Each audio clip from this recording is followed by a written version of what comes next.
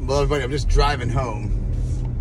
Man, my clients are crazy. It doesn't matter what area of law I try to practice. You know, everyone's nuts. What if it's family law, they're crazy. If it's criminal defense, they're crazy.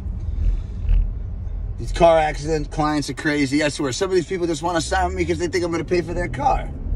3 days into the case, they're like, oh, I need $2,000. What have you done? I haven't even gone to he hasn't even gone to the chiropractor yet. I swear.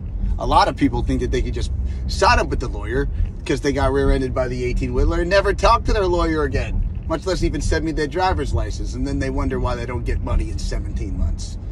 Oh, but love it. You know, if anyone's ever been injured in an accident of any sort in the whole state, don't hesitate to give us a call. We'll probably be able to help you, assuming that you're compliant and listen to what we say and are legitimately injured.